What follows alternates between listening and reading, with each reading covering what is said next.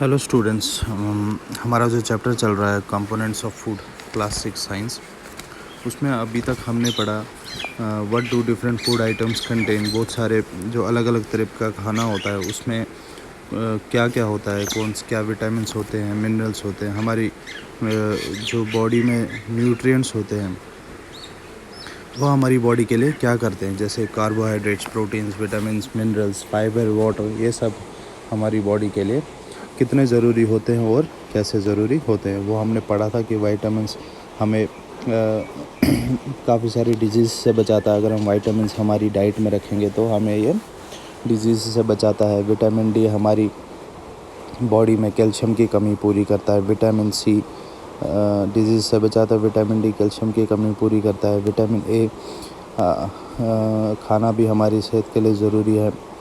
Vitamin B वैसे ही हो गया, विटामिन बी कम्प्लेक्स। मिनरल्स हमारी बॉडी के लिए काफ़ी ज़रूरी है। तो इन सब की एग्जांपल्स भी हमने देखी थी, किसमें विटामिन ए है, कौन से खाने में विटामिन बी है, कौन से खाने में विटामिन सी है, कौन से खाने में विटामिन डी है। उसके बाद आता है minerals. Minerals are needed by our body in small amounts. Mineral जो है हमारी बॉडी में काफ़ी कम उसकी लिमिट होनी चाहिए। हमारी बॉडी में ज़्यादा मिनरल्स की हमारी बॉडी को ज़रूरत नहीं पड़ती है। Each one is essential. हर एक मिनरल ज़रूरी है हमारी बॉडी के लिए, लेकिन कम। जैसे कि हमें प्रोटीन ज़्यादा चाहिए, कार्बोहाइड्रेट्स का एक अमाउंट होता है हमारी बॉडी में, वैसे मिनरल्स उस कंपैरिजन में मिनरल्स हमारी बॉडी में कम होने चाहिए।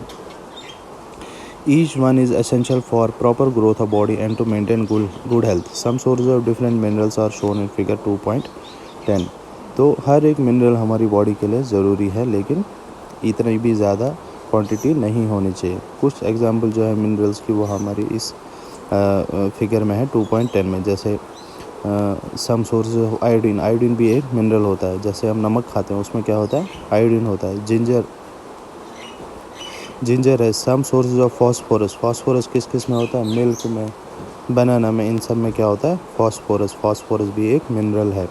सम सोर्सेज ऑफ आयरन। जैसे हम पालक खाते हैं, सेब खाते हैं, तो कुछ और फ्रूट्स होते हैं जिनमें आयरन होता है, तो इन सब की वजह से हमारी बॉडी को क्या आयरन की कमी नहीं होती है।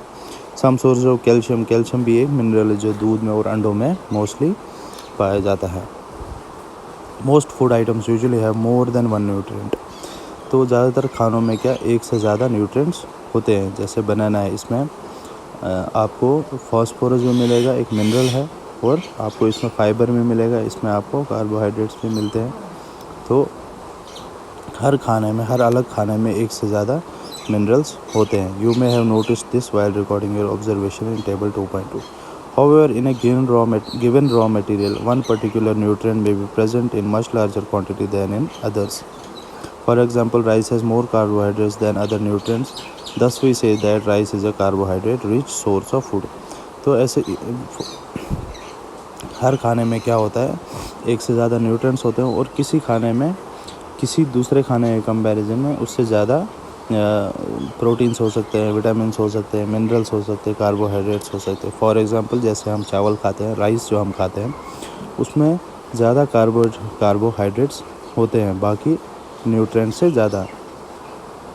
तो उसमें क्या ज़्यादा होता है, कार्बोहाइड्रेट। इसलिए हम राइस को क्या बोलते हैं, carbohydrate rich source of food. Besides this nutrients our body needs dietary fibres and water. इन न्यूट्रिएंट्स के अलावा हमारी बॉडी को और क्या चाहिए, फाइबर और water. Dietary fibres are also known as roughage. Dietary fibres को हम और क्या नाम से बुलाते हैं, roughage. Roughage is mainly provided by plant products in our food. Whole grains and pulses, potato, fresh fruits and vegetables are main sources of roughage. Roughage हमें ज़्यादातर कहाँ से मिलता है, प्लांट प्रोडक्ट से या ग्रेन से, दालों से, पोटैटो, आलू, फ्रेश फ्रूट्स या वेजिटेबल से हमें क्या मिलता है, रफेज मिलता है। Roughage does not provide any nutrient to our body. तो ये फाइबर या रफेज जो होता है ये हमारी बॉडी को कोई न्यूट्रिएंट नहीं देता है, लेकिन ये एक टाइप का, आप इसको कार्बोहाइड्रेट भी बोल सकते हैं, लेकिन ये कार्बोहाइड्रेट उस कार्बोहाइड्रेट से थोड़ा अलग होता है। ये ब्रेक डाउन नहीं होता है, ये हमारे डाइजेस्टिव सिस्टम में, डाइजेस्टिव ट्रैक्ट जो होता है हमारी बॉडी में, उसमें चला जाता है। तो इससे क्या होता है, यह हमें कोई न्यूट्रिएंट नहीं देता है, बल्कि यह हमारे डाइजेस्टिव सिस्टम को ठीक रखता है और हमारे ब्लड शुगर को चेक में रखता है. But is an essential component of our food and aids to its bulk.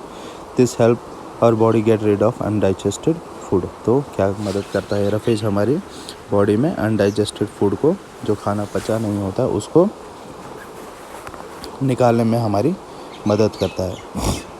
Water helps our body to absorb nutrients from food. It also helps in throwing out some wastes